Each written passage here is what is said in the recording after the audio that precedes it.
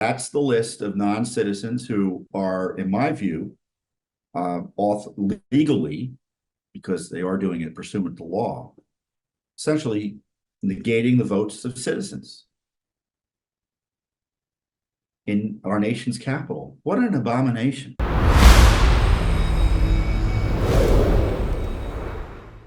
We need to ensure that only citizens are voting in our elections. There's a federal fight in Congress now, a little too late for my taste, but still it's important to have it, about whether federal law is going to be changed to require certification and proof of citizenship to vote. Right now, it's illegal to vote in federal elections if you're a non-citizen.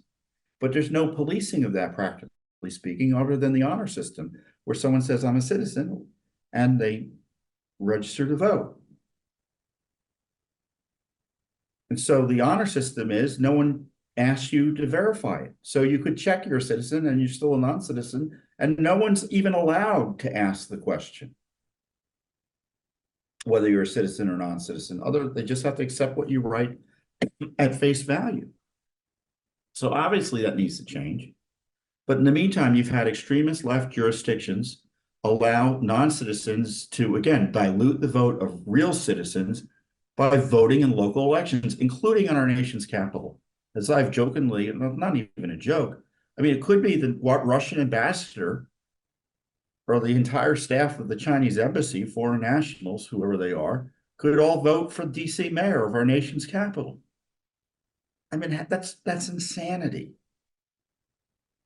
And so they passed that statute here in DC to allow non-citizens to vote, both legal and illegal non-citizens. They can even be election workers, according to the documents we just uncovered. Congress tried to overturn it, but it was derailed by Democrats in Congress who evidently want to make it easier for non-citizens to illegally vote in elections, generally. And they want generally non-citizens in principle to vote in all elections. That's why they're pushing it at the local level. And so we asked the DC Board of Elections for details on how many non-citizens had registered in this first election in which they'd be able to vote. And we found that as of June of this year, according to the voter registration data we recovered, 583 foreign nationals are registered to vote in Washington, D.C. 583. Now, the number of total voters is 457,000.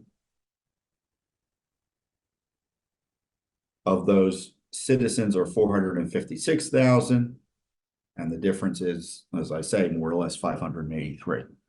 So there you have it. That's the list of non-citizens who are, in my view, legally, because they are doing it pursuant to law, essentially negating the votes of citizens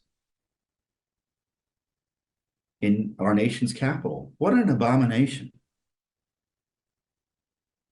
And we also got documents that show that non-citizens are eligible to vote, to run elections in Washington, D.C. I think that's problematic as well. I mean, D.C. lets people who are in jail vote, which is an odd thing to be doing. And of course, they don't have voter ID. So it's just like lack of security on top of lack of security.